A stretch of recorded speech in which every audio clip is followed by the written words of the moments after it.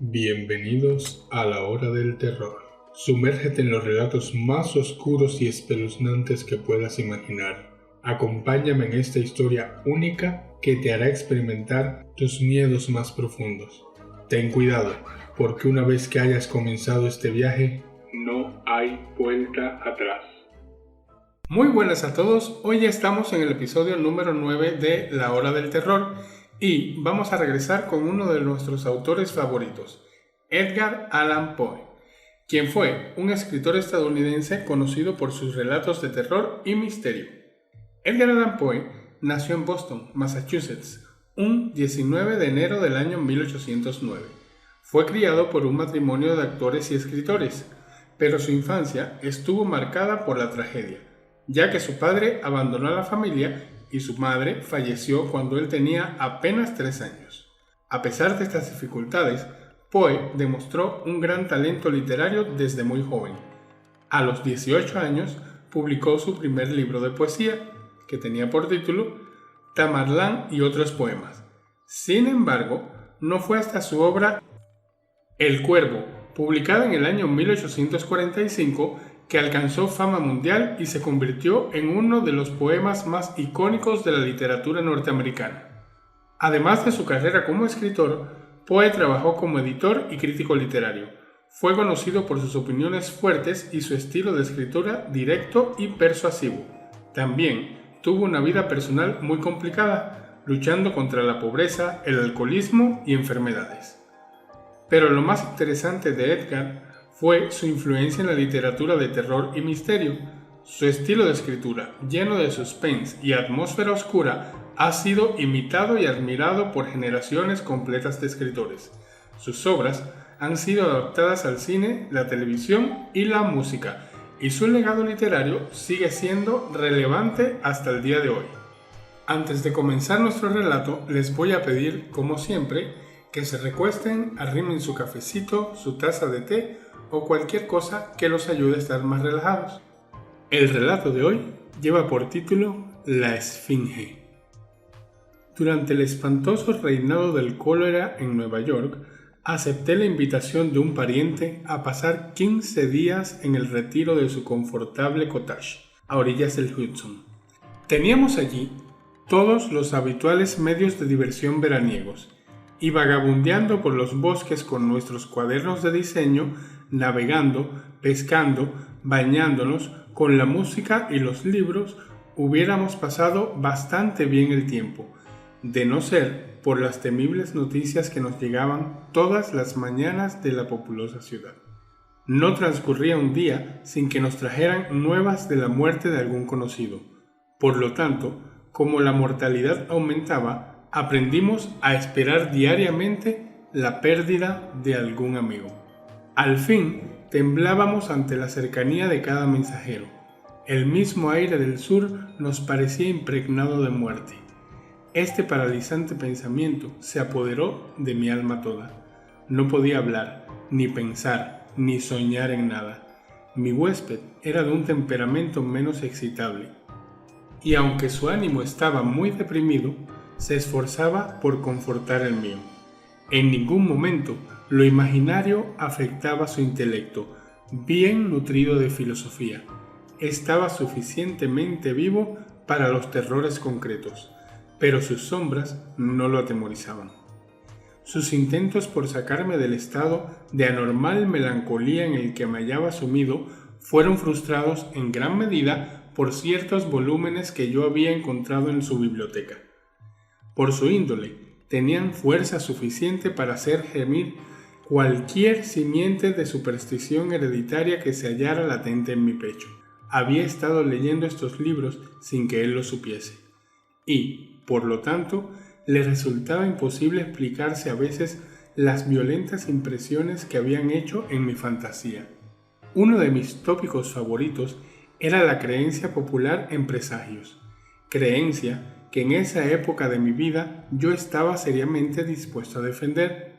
Teníamos largas y animadas discusiones sobre este punto, en las que él sostenía la absoluta falta de fundamento de la fe en tales cosas, y yo replicaba que un sentimiento popular nacido con absoluta espontaneidad, es decir, sin aparentes huellas de sugestión, tiene en sí mismo inequívocos elementos de verdad y es digno de mucho respeto. El hecho es que, poco después de mi llegada a la casa, me ocurrió un incidente tan absolutamente inexplicable que tenía en sí tanto de animoso que bien se me podía excusar si lo considerara como presagio. Me aterró y al mismo tiempo me dejó tan confundido y tan perplejo que transcurrieron varios días antes de que me resolviera a comunicar la circunstancia a mi amigo. Casi al final de un día de calor abrumador, estaba yo sentado con un libro en la mano delante de una ventana abierta desde la cual dominaba, a través de la larga perspectiva formada por las orillas del río, la vista de una distante colina cuya ladera más cercana había sido despojada por un desmoronamiento de la mayor parte de sus árboles. Mis pensamientos habían errado largo tiempo desde el volumen que tenía delante, a la tristeza y desolación de la vecina ciudad. Levantando los ojos de la página, cayeron estos en la desnuda ladera de la colina y en un objeto, en una especie de monstruo viviente de horrible conformación, que rápidamente se abrió camino desde la cima hasta el pie, desapareciendo por fin en el espeso bosque inferior. Al principio, cuando esta criatura apareció ante la vista, dudé de mi razón, o por lo menos de la evidencia de mis sentidos, y transcurrieron algunos minutos antes de lograr convencerme de que no estaba loco ni soñaba. Sin embargo, cuando describa el monstruo, que vi claramente y vigilé durante todo el periodo de su marcha, para mis lectores, lo temo, será más difícil aceptar estas cosas de lo que fue para mí. Considerando el tamaño del animal en comparación con el diámetro de los grandes árboles junto a los cuales pasara, los pocos gigantes del bosque que habían escapado a la furia del desmoronamiento, concluí que era mucho más grande que cualquier paquebote existente. Digo paquebote porque la forma del monstruo lo sugería. El casco de uno de nuestros barcos de guerra de 74 cañones podría dar una idea muy aceptable de sus líneas generales. La boca del animal estaba situada en el extremo de una trompa de unos 70 o 60 pies de largo, casi tan gruesa como el cuerpo de un elefante común. Cerca de la raíz de esta trompa había una inmensa cantidad de negro pelo hirsuto, más del que hubieran podido proporcionar las pieles de 20 búfalos, y brotando de este pelo hacia abajo y lateralmente surgían 2 colmillos brillantes, parecidos a los de los jabalí, pero de dimensiones infinitamente mayores. Hacia adelante, paralelo a la trompa y a cada lado de ella, se extendía una gigantesca asta de 30 o 40 pies de largo, aparentemente de puro cristal y en forma de perfecto prisma, que reflejaba de manera magnífica los rayos del sol poniente. El tronco tenía forma de cuña con la cúspide hacia tierra. De él salían 2 pares de alas, cada una de casi 100 yardas de largo, un par situado sobre el otro y todas espesamente cubiertas de escamas metálicas. Cada escama medía aparentemente 10 o 12 pies de largo. Observé que las hileras superior e inferior de alas estaban unidas por una suerte de cadena. Pero la principal peculiaridad de aquella cosa horrible era la figura de una calavera que cubría casi toda la superficie de su pecho, y estaba diestramente trazada en blanco brillante sobre el fondo oscuro del cuerpo, como si la hubiera dibujado cuidadosamente un artista. Mientras miraba aquel animal terrible y especialmente su pecho, con una sensación de espanto, de pavor, con un sentimiento de inminente calamidad que ningún esfuerzo de mi razón pudo sofocar, advertí que las enormes mandíbulas en el extremo de la trompa se separaban de improviso y brotaba de ellas un sonido tan fuerte y tan fúnebre que me sacudió los nervios como si doblaran a un muerto. Y, mientras el monstruo desaparecía al pie de la colina, caí de golpe, desmayado, en el suelo. Al recobrarme, mi primer impulso fue, por supuesto, informar a mi amigo de lo que había visto y oído. Y apenas puedo explicar qué sentimiento de repugnancia me lo impidió. Por fin, una tarde, 3 o 4 días después de lo ocurrido, estábamos juntos en el aposento donde había visto la aparición.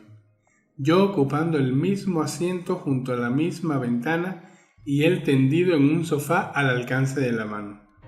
La asociación del lugar y la hora me impulsaron a referirle el fenómeno. Me escuchó hasta el final. Al principio rió cordialmente y luego adoptó un continente excesivamente grave, como si sobre mi locura no cupiese ninguna duda. En ese momento tuve otra clara visión del monstruo, hacia el cual, con un grito de absoluto terror, dirigí su atención. Miró ansiosamente, pero afirmó que no veía nada, aunque yo le señalé con detalle el camino de la bestia mientras descendía por la desnuda ladera de la colina. Entonces me alarmé muchísimo, pues consideré la visión o como un presagio de mi muerte, o peor aún, como anuncio de un ataque de locura. Me eché violentamente hacia atrás y durante unos instantes hundí la cara en las manos. Cuando me destapé los ojos, la aparición ya no era visible. Mi huésped, en cierto modo, había recobrado la calma de su continente y me interrogaba con minucia sobre la conformación de la bestia. Cuando le hube dado cabal satisfacción sobre este punto, suspiró profundamente, como aliviado de alguna carga intolerable, y siguió conversando con la calma que me pareció cruel sobre varios puntos de filosofía que habían constituido hasta entonces el tema de discusión entre nosotros. Recuerdo que insistió muy especialmente, entre otras cosas, en la idea de que la principal fuente de error de todas las investigaciones humanas se encontraba en el riesgo que corría la inteligencia de menospreciar o sobreestimar la importancia de un objeto por el cálculo errado de su cercanía. Para estimar adecuadamente, decía, la influencia ejercida a la larga sobre la humanidad por la amplia difusión de la democracia, la distancia de la época en la cual tal difusión puede posiblemente realizarse no dejaría de constituir un punto digno de ser tenido en cuenta. Sin embargo, ¿puede usted mencionarme algún autor que, tratando del gobierno, haya considerado merecedora de discusión esta particular rama del asunto? Aquí se detuvo un momento. Se acercó a una biblioteca y sacó una de las comunes sinopsis de historia natural, pidiéndome que intercambiáramos nuestros asientos para poder distinguir mejor los menudos caracteres del volumen. Se sentó en mi sillón junto a la ventana y, abriendo el libro, prosiguió su discurso en el mismo tono que antes. De no ser por su extraordinaria minucia, dijo, en la descripción del monstruo quizá no hubiera tenido nunca la posibilidad de mostrarle de qué se trata. En primer lugar, permítame que le lea una sencilla descripción del género Sphinx, de la familia crepuscularia del orden de Liopeda.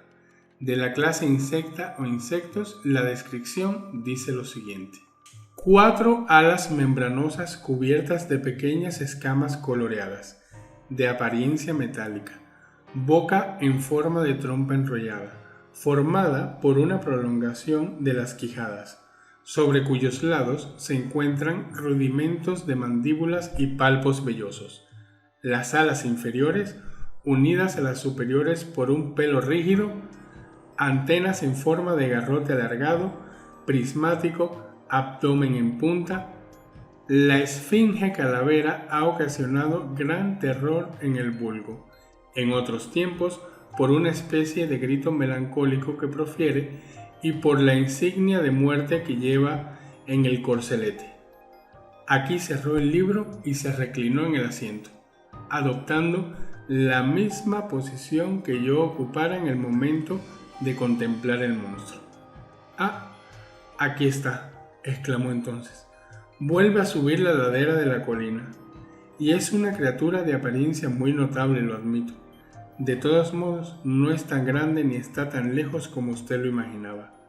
Pues el hecho es que, mientras sube retorciéndose por este hilo que alguna araña ha tejido a lo largo del marco de la ventana, considero que debe de tener la 16ª parte de una pulgada de longitud, y que a esa misma distancia aproximadamente se encuentra de mis pupilas». Espero que hayan disfrutado este relato tanto como lo hice yo. Nos escuchamos el próximo miércoles a la misma hora. Los invito a seguir mi canal y redes sociales.